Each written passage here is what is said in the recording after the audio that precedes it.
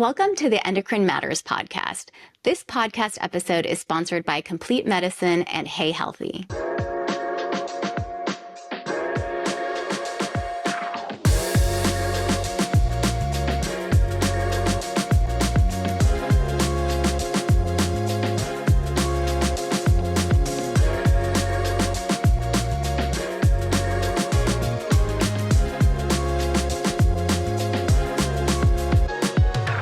Welcome back to Endocrine Matters. I'm Dr. Arti Thangudu, and today I have someone very special on the podcast, my own dermatologist, Dr. Anita Gill. I'm bringing her on because the overlap between what she sees and what I see is enormous, and our patients deserve to hear this conversation.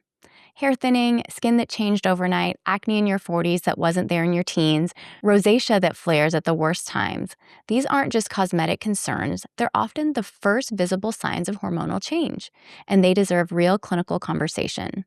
Dr. Gill is the kind of dermatologist I trust because she thinks about the whole patient, not just the surface. Let's get into it.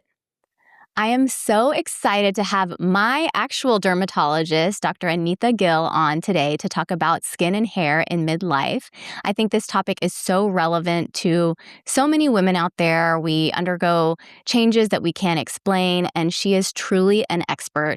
So without further ado, I'd like to introduce Dr. Gill. Dr. Gill, would you like to say a little bit about yourself, your practice, and what you love about dermatology? Yes. First, thank you so much for having me. I so appreciate it. I've known Arti Thangudu for a couple of years now, and she's a dear colleague. So I feel very honored to be here and talking about dermatology and everything that I love. So I've been practicing in the Woodlands now for almost 20 years. I specialize in both medical and cosmetic dermatology. I see a lot of females, between the ages of 30s to 60s. So in that range of all the dermatology things that we see, I really love dermatology because it really displays everything that is physical, like the physical manifestations of what's going on inside. And I love evidence-based medicine, and I know how it intersects both of those things. So I can kind of see all the visual stuff that's happening inside and kind of support those treatment options with evidence-based medicine. And that's one of my favorite things about you is that you think about you're not just thinking about the surface. Like, of course, you're seeing what might be on the surface, but you're thinking about the whole patient. Uh-huh. So to start, could you paint us like a picture of what you often see happening with women in midlife? What are patients walking into your clinic concerned about? So I definitely have a fair number of patients, like I said, between the ages, like in their 30s to 50s, 60s even, going through changes such as perimenopause, menopause. I see a lot of patients with discoloration, melasma, hyperpigmentation, whether it's post-pregnancy, post their sun years that they, all the sun exposure they got before the ages of 18, age spots that we get in our late 30s and 40s. I also see a lot of patients with hair loss, more and more common. There's a lot more awareness that you can do things about it, also get a workup for it. Also see a lot of acne, not just young acne, but hormonal acne, anti-aging issues that happen around this age as well, loss of collagen, dryness, sensitivity. I would say that's definitely my bread and butter that I see every day. Yeah, so let's talk about one thing at a time because I know that's a lot. First, let's talk about hair loss because you already brought it up. What do you see in midlife? What are the hormonal changes, the physiological changes that might be leading to hair loss in various patterns?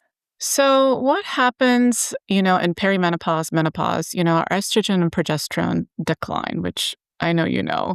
So as that declines, the hair phase that we're in, which is the growth phase in our 20s and maybe early 30s, that growth phase shortens. It's called the anagen phase. So as estrogen and progesterone decline, it shortens that growth phase, so you have a lot more shedding.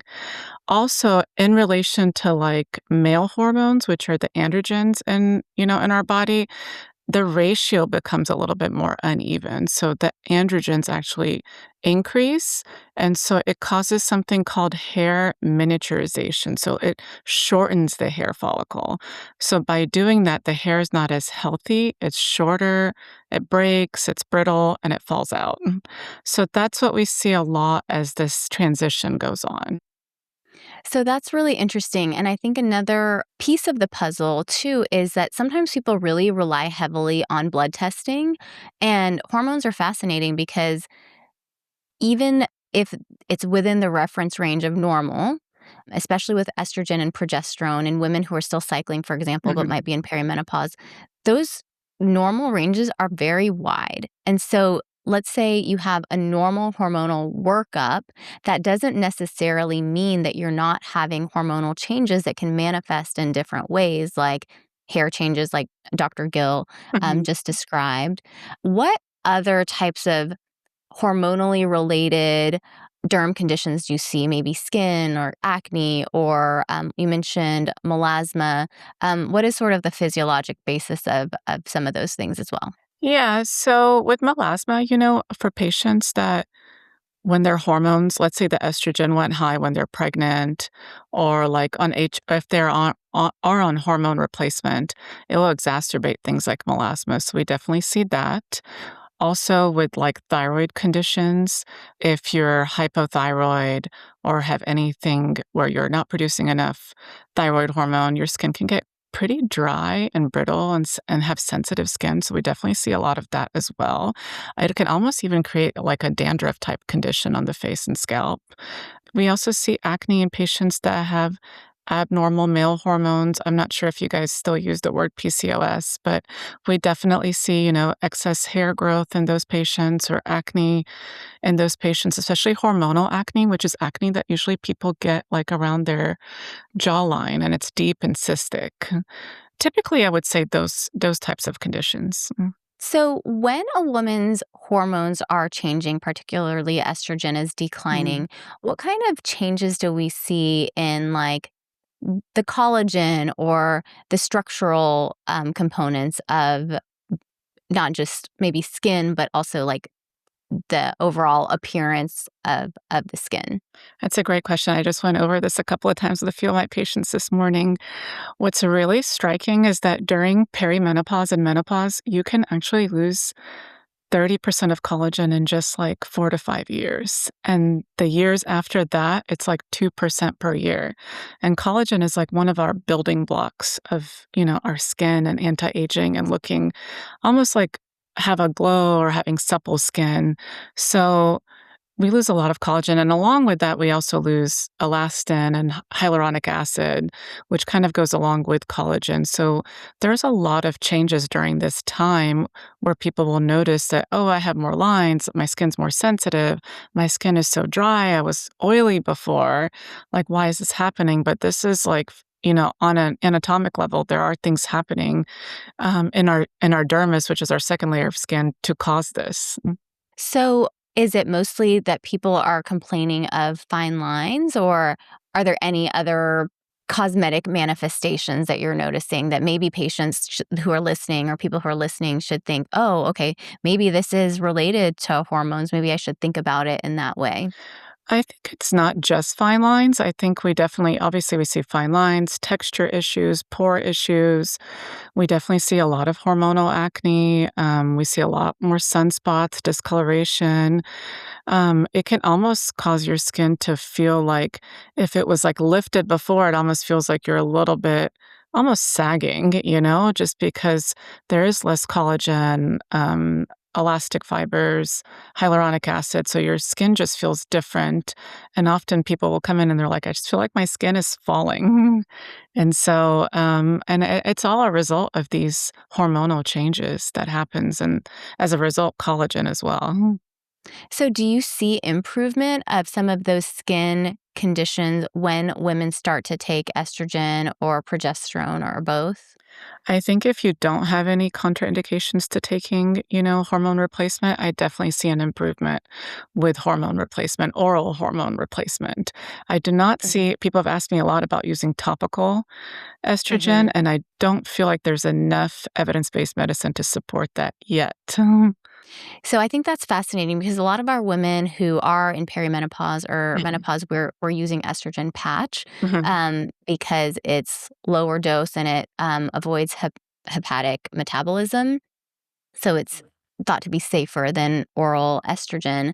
When you say oral estrogen, do you mean estrogen or like oral contraceptives or Oh, no, like what? hormone replacement, but I also see benefits from even using the patch, like hair and Mhm. skin changes. So I definitely think there's enough absorption where you're still seeing changes from it. How about topical like estrogen creams that they're now marketing for like the face? Yes, there was a good, like in one of our journals, a good like systemic review of all the articles that were published on topical estrogen. And there are some pilot studies that have shown some improvement. It's just that the endpoints are not standardized yet. Like there's no good clinical endpoints. Are you seeing improvements like when you biopsy the skin and there's more collagen, or are the patient noticing improvement? So there are like not enough trials, randomized controlled trials to really say topical estrogen is showing enough improvement, but there's definitely more data that either hormone replacement orally or by patch that is showing more improvement than topical forms. I think this is a really important point Mhm. because an absence of data doesn't necessarily mean that it doesn't work or we might not Mhm. find out that it works in the future, but we always have to weigh the potential risks and benefits of a treatment if there isn't safety and efficacy data. Efficacy means like if it works or not. Mhm. Um, and I think what I heard you say is we don't have enough data to say that perhaps topical estrogen really has strong enough benefits compared with potential risks at the moment to prescribe it with frequency, right? Obviously, there's That is correct. Mhm. exceptions to the rule, Yes. um, but but we need more information, which hopefully we'll get because people are so interested in this topic. But it is exciting to see that you think that the patch does make a difference because, Mhm. of course, that's an evidence based treatment Mhm. for menopausal symptoms. So I think that's probably gonna maybe make people consider menopausal hormonal therapy even more because it's not just about hot flashes necessarily. It can help um, the body in like multiple systems and everybody cares a lot about their appearance too. So like if you can see like actually see visually a result of a medication, that's really compelling for people. I agree. Mhm. Uh, so there's so much like content, wellness, influencers, people pushing things like biotin, collagen supplements, hair, nail supplements. Um, what does the dermatology evidence say about these? Are there any things that you like that you think people should be taking? Are there any of these really common supplements that you think people should be staying away from? What's fluff and what's actually real? So, yeah, that is something we bring up a lot to our patients. As far as supplements go, I definitely always recommend things like, let's say you're anemic or iron deficient. I always obviously recommend that you follow up with your primary care doctor and take iron and monitor your iron because that can always help hair loss if you have hair loss. Vitamin D, I think, always helps the skin barrier and also the hair if you're vitamin D deficient, which, if you, I think, selectively tested the majority of the population, I would say a good number of us are vitamin D deficient. And then also, as far as nutraceuticals, I think that things that actually have some evidence to help hair growth are things like saw palmetto and pumpkin seed oil. There's actually some data to prove that in some studies, where actually patients have noticed an increase in hair density by taking them for 3 to 6 months. Still more randomized control trials are needed for those as well, and that means, tested against what these trials are like bigger trials where they're tested against the placebo, which means taking an arm that when patients don't take anything. But there is some soft evidence to say that they actually help. And even taking hydrolyzed collagen. People ask me this all the time. If I take collagen or put collagen in my coffee or tea, will it help? Again, there is some limited evidence that it helps, but we still need more data to say, oh, if you take this, you're going to get a 60% improvement after 6 months. We just don't have that yet. So are these oral supplements or are Oral they supplements. like, Yeah. okay. Some things that are supplements, like back to that risk benefit ratio, right? If like people are taking it, they're pretty pure supplements that don't have a huge potential for adverse effects, then maybe it's worth trying, right? Um, and some supplements don't have that, and some supplements do. So it's just being discerning about, I think, the supplements that you choose to have, and also having that nuanced conversation with a real expert, like a dermatologist, like Dr. Gill, or a board certified dermatologist, where you live, because a lot of the issues with what happens online and with like influencer marketing or wellness influencers is the conversations are not nuanced, right? They're marketing conversations. They're not really about health. And so they're very all or nothing. This will make your hair grow in 5 days, like really pretty, when we look at it from a clinical standpoint, pretty outrageous claims, but people are desperate and they're looking for solutions. And those wild claims feel more compelling to people than the true nuance behind medicine, right? And I so agree. I agree. There's one more thing I wanted to bring up because people ask me about this every time. Biotin, and should I take biotin for my hair loss?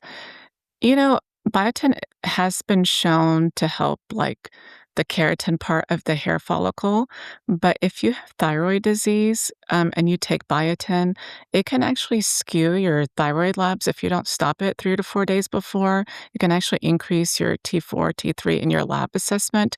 So whenever I'm doing screenings, if you do have a thyroid condition, I never recommend biotin as a supplement. thank you.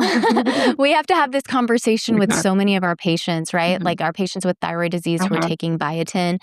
We ask them to stop their biotin a Uh-huh. couple days before getting their thyroid testing done, but they forget Yes. because, if you're taking a supplement every day, Yeah. you're not thinking about the labs that you have to do in No. 3 or 4 days. You're Uh-huh. just taking your supplements and then they get their test done and they're like, oh, shoot, I was taking biotin. I'm like, well, we're going to have to do that again because Mhm.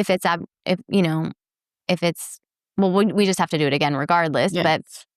and a lot of supplements, I was just looking with a patient yesterday at the supplements that she takes. A lot of supplements just contain biotin, and people don't even know that they're taking biotin. I had a patient who was taking 3 supplements, 2 of which had biotin in them, and he had no idea that they had biotin in them. So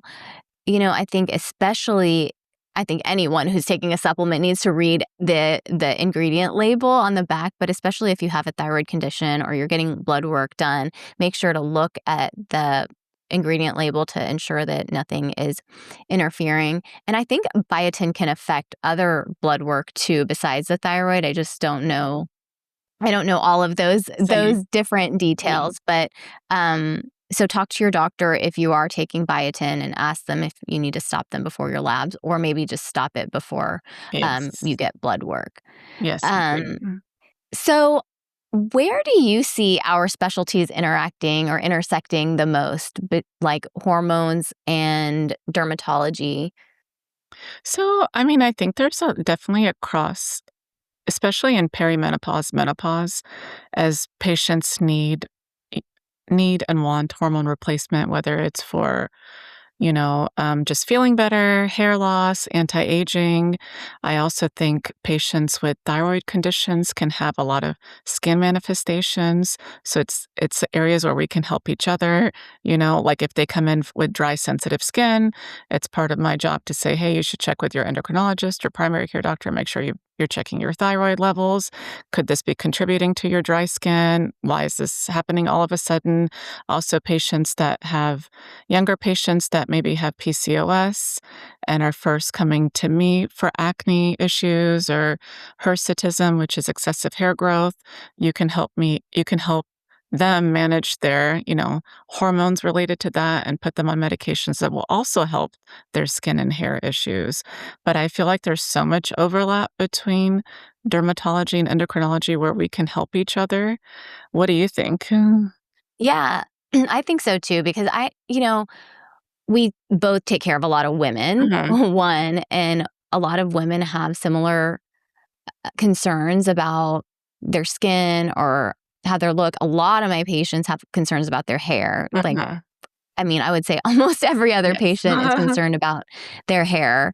And so I think that just when you're dealing with a lot of women, especially in this midlife transition, that there's a lot of hormonal issues, there are a lot of dermatologic issues, and a lot of those intersect. So I feel like our like, what do they say, ideal patient avatar, Yes. like our ideal patient is very similar, just coming to us for different reasons. So I think yes, a lot of overlap. So let's talk about treatment options, Mhm. because there's a lot of things that people are putting on their skin or putting in their bodies for their skin or their hair. But I really want to hear from you. Like, what do you actually like? And obviously, this is not medical advice. This is not individual medical advice.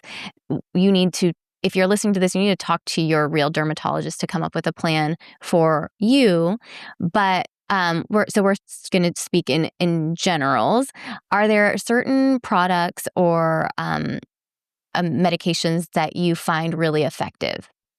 So in regards to like let's say if we choose hair loss during the perimenopause menopause time, which I would call like female pattern hair loss or something called some people call it telogen effluvium, which is shedding hair loss.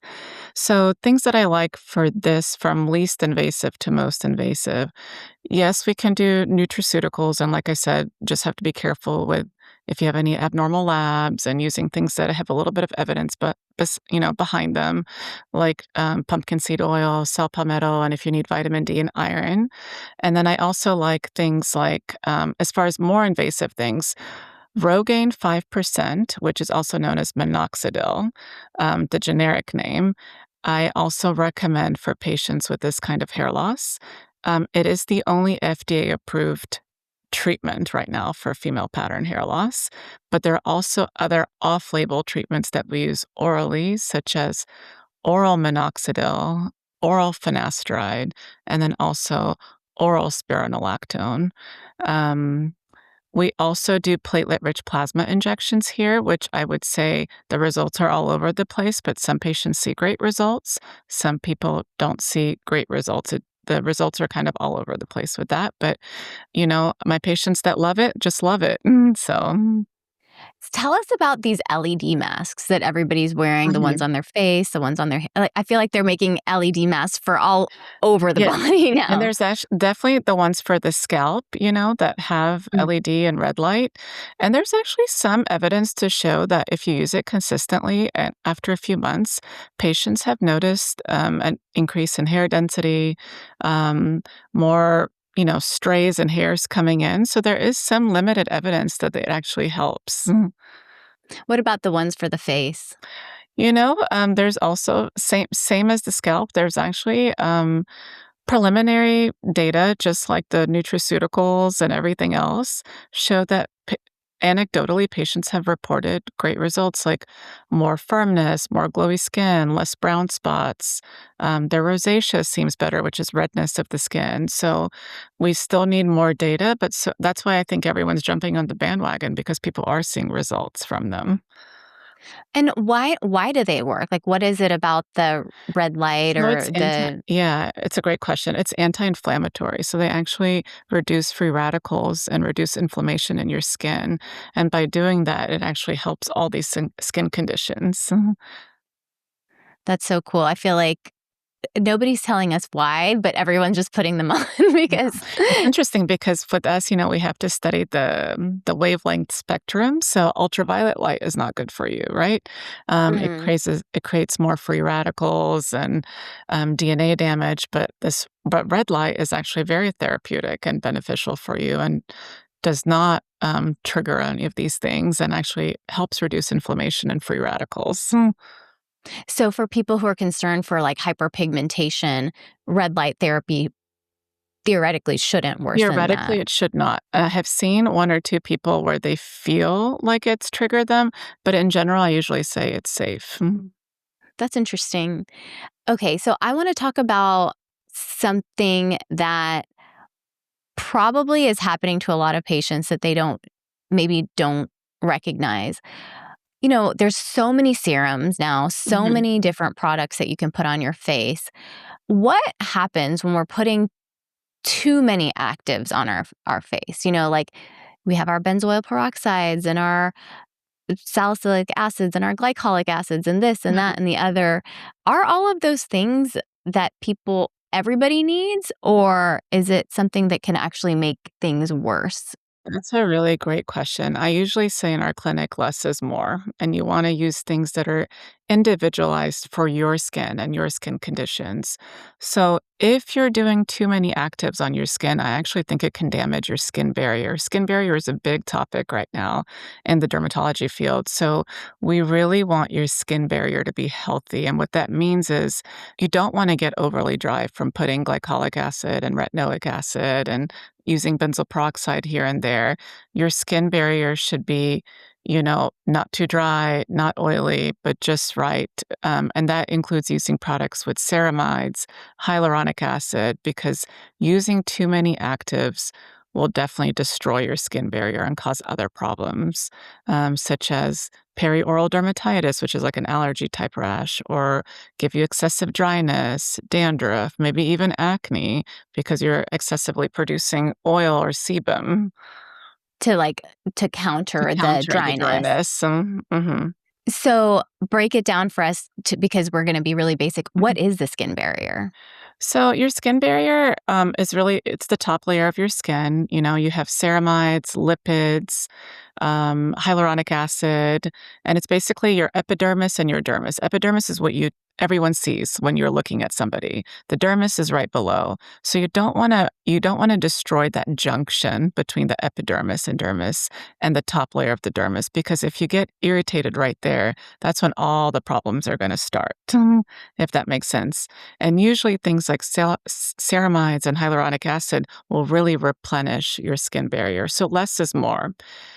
Typically, I recommend, if you can tolerate it, like 4 simple ingredients. You just need sunscreen, vitamin C serum, a retinol if you can tolerate it, meaning it's not making you super dry and irritated, and then a good moisturizer that has ceramides or hyaluronic acid.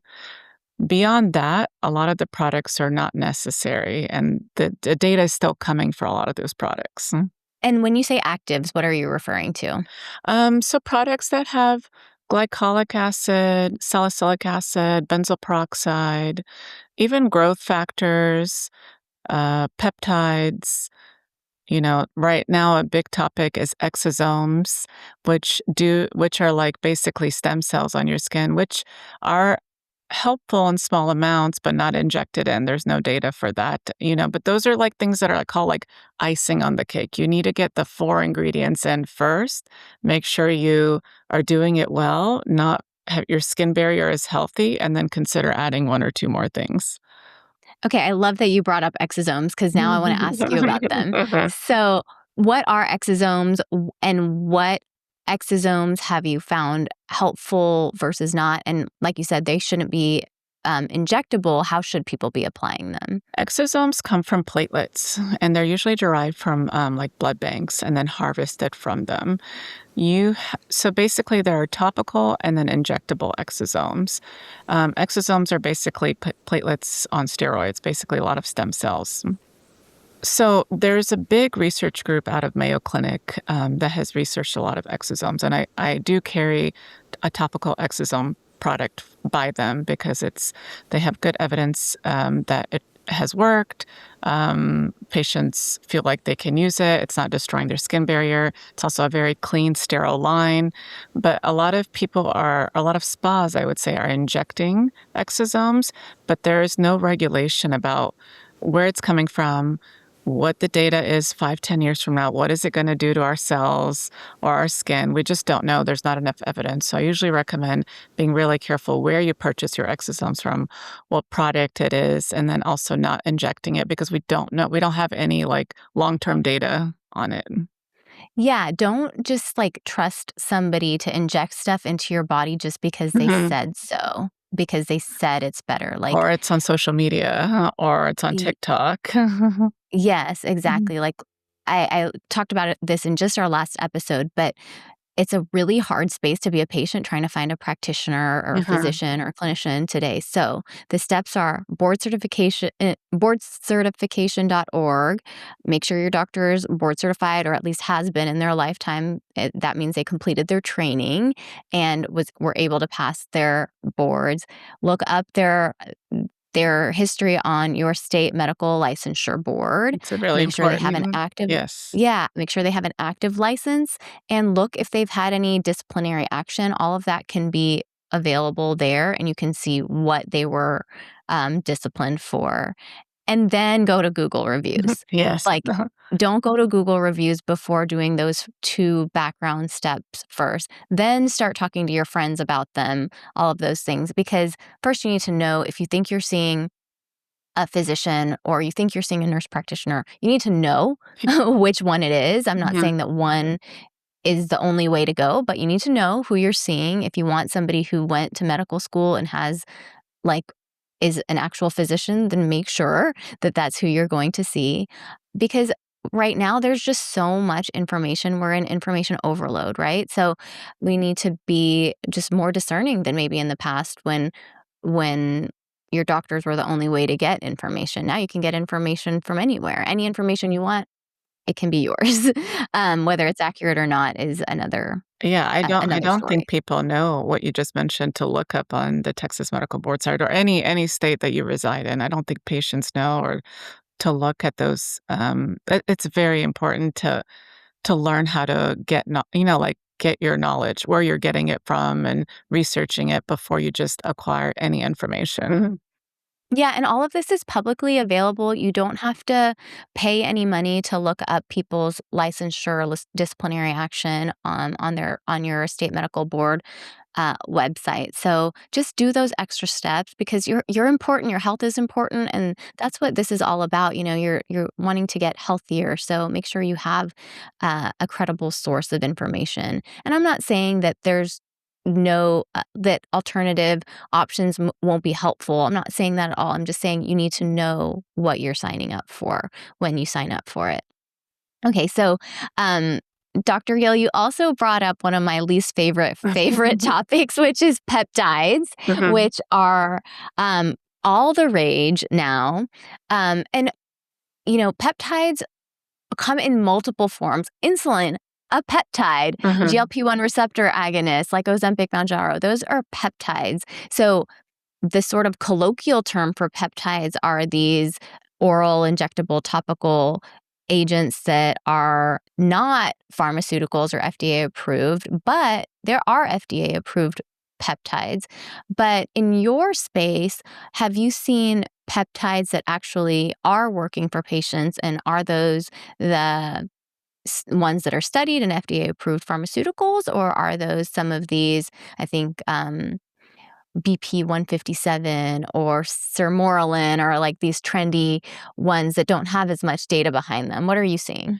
So most of the peptides that we're seeing are topical. Most dermatologists do not really do any sort of injectable peptides. So I actually wanted to ask you about it. But yes, Mhm, there is data for us on topical peptides and mhm. anti-aging, it helping firmness, fine lines, texture. We have a journal called Journal of Drugs and Dermatology, and it's actually published in there with some different skincare, you know, brands, the medical grade skincare that have published. research on peptides. But that is the data I've seen. Now, with some of the products you've mentioned, I know there's not enough data, but I was actually curious about it too, because most dermatologists do not recommend or inject peptides. So I was curious what you thought as well. Yeah, I'm going to answer that question in just a second, but w- with the peptides that you're talking about, like the topical ones, do they come by specific names or are they just called Yeah. peptides So or? they'll be in moisturizing creams, basically. Mhm, Um, there'll be, let's say I'm choosing a medical grade skincare line like Revision. They will mhm, make a peptide-rich cream in their night moisturizer, and patients use it on their face and neck and décolletage, like the chest area.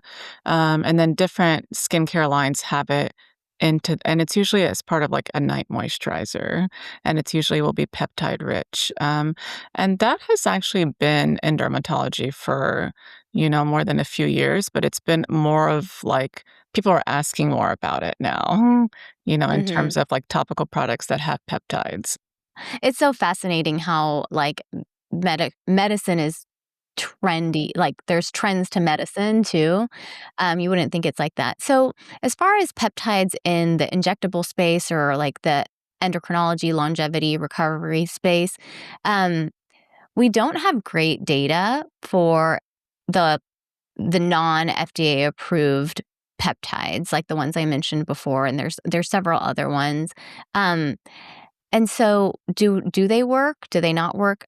I don't know. They're not studied, and I'm not trying to say that like there's no chance that they will work, but when I think about something that I'm going to prescribe to my patient, and especially if I'm going to ask them to inject it into their body, I feel like I should be pretty darn sure that it's at least safe, you know? And of course, some people will have side effects and adverse effects even on compounds that have been very well studied for a long time, but we always have to weigh that risk benefit ratio, right? So if it's quite unlikely that they're going to have a bad effect and have a quite good chance that they're going to have a benefit, then yeah, we prescribe it. But when it comes to peptides, we just don't know. We don't know if it's even safe. And so I just think we as practitioners and patients just need to like remember, like, injecting yourself with something is a big deal, like a really big deal. If it has something that is unsafe, that's dangerous, but also if it's not sterile, if it has bacteria and there's a lot of really dangerous things that you don't want putting on your body by any means, but certainly you don't want to be injecting it into your body. And I think residency and fellowship, residency particularly, you just see some really crazy bad things happen to people, which does, I think, make medical physicians more conservative, perhaps, than other healthcare practitioners. We've seen really bad things happen to people, and from unexpected things. And if we know that even like our super evidence-based therapies can be harmful, or our best surgeons can be harmful, like we're really nervous about introducing things that don't have good, strong, solid data behind them. And maybe that makes us later adopters, right? Like we require evidentiary support. We require But more data for sure. I think your healthcare, like the medicines, and I think supplements are just medicines. They just Mhm, haven't gone through the rigorous testing mhm. that the ones that you buy in the pharmacy are like over the count, like, you know what I mean? The Yes, ones that you need a yes, prescription for, yes. they just don't have the support, the data behind them and the FDA approval behind them, but they're not necessarily different. Just because they slap the word natural on them doesn't mean they're safe or effective. So I think it's really important for us to be discerning, and also it's probably wise not to be an early adopter for your healthcare. Let I know, let yes. other people go through it first, or let other let the testing happen before you Yeah. choose to put it into your body. I agree. Always better to err on the side of caution and wait for more data. You don't want to be the first person, like in this instance, injecting peptides or, the first year without having the data. And like you said, you don't know where it's being manufactured. You don't know what's in the bottles, where they're sourcing it from. And we've just seen too much stuff, as you said. Yeah, yeah. One day offline, we'll talk about I should just have an episode on when I talk about all the crazy SHIT I've seen. Yes. Um, but I think that, yeah, I think it's really important, and I think it's fascinating, and I think also, like, we understand people are not feeling well, or they're not feeling like Mhm. they're looking how they want to aesthetically, and so they're looking for solutions, and it is really appealing to have, like, potential solutions given to you that say that they will work. So I understand where patients are coming from, but And also we having hope like that. yeah, I agree, and also having like I think as a society, sometimes we want, like, immediate gratification, and, Mhm. it's hard to be patient and have slow and steady results, but slow and steady results sometimes are best, right? It's like a marathon when sometimes feeling Yeah. good and staying healthy, and it's about the long game. Yeah, no one ever, like, exercised one time and No. got fitter, you know? One day they just decided to run a marathon and, like, that's Mhm, not how most healthcare works. mhm. Obviously, like we have antibiotics for strep throat where it is like Yeah, night and day. Even estrogen therapy can be like night and day for mhm. a lot of women, but most therapies that we have take some time and some patient and some investment from the patients to really get the best results. Um, well, I have loved this conversation. I want to close with like, what is one thing you wish every woman knew about her skin and hair and started to change earlier than later? So, as a dermatologist, I really try to really educate patients that, it's all about preventative health, and that also applies to your skin and skin health. So start early investing in your skin, and it doesn't have to be complicated. And that just means like taking care of your skin. You only have one skin, it doesn't regenerate. And so it's super important to start maybe in your 20s and early 30s and doing simple things. It could be a very simple skincare regimen, taking care of yourself and how much water you drink and how you eat, because whatever you put in, it shows up in your skin as well. And then if you're not feeling well, if it's like making sure you do get your hormones checked, because it could be what's affecting your skin. If it could be the acne or the hair loss or a vitamin D deficiency or iron deficiency. So just listen to your body. Start early. Don't wait until you're 50, which I sometimes see like people coming in at 50, 55. I've never done anything. Like fix everything, fix my hair, fix my skin. But, start early, invest in yourself. But, you are important. You are as good as you feel. So it's important to like what you put in. You will feel it on the outside. So it's really important to start early. Mhm. Yeah, I think it's so funny. So, Anita helped me figure out what I should have my 10-year-old daughter start, like what her skincare regimen should be, which is very basic, like a basic Yeah. face wash and sunscreen. And I'm just like, if she keeps this up, she's gonna be like ageless. I hope I get to see her when she's like 50 to Yeah. see what she looks Minus like. minus the Sephora trend, I do think this younger generation, it will, like, really understand how to take care of their skin, minus all the extra things that they're unnecessarily putting in, which is another topic. Yeah, that's a topic for another day. Yeah. But I think younger kids, teens, college students are much more mindful of their health. Like they're drinking less alcohol, they're sleeping better, they're using sunscreen. Maybe if we just could take away the other types of screens, then we'd be really doing a good job. But I'm excited to see how that turns out for them. Well, thank you so much for being here with me today and for being the best dermatologist ever to me. I'm so happy that you shared all of your knowledge well, not all of your knowledge, but a good amount of your knowledge with our audience. And tell us, where can anyone listening to this episode find you? So, definitely, I have a social media handle, if that's what you mean. So, It's Dr. Anita Gill. And then also, at our practice, thegillcenter.com.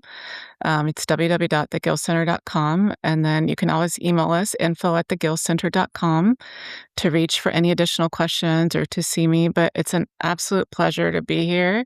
Like I said, I've really enjoyed getting to know you over the last couple of years. And it's just an absolute pleasure to be able to, communicate more dermatology and have it intersect with endocrinology and, help your podcast. Thank you so much. Well, thanks so much for being here. And as you guys know, if this episode helped you, please like, comment, and share with anyone who it might benefit. And you can find me on Instagram and YouTube. It's just at Dr. Arti Thangudu. And if you want to see us in clinic, our website is sacomplete.com. We'll be happy to take care of you.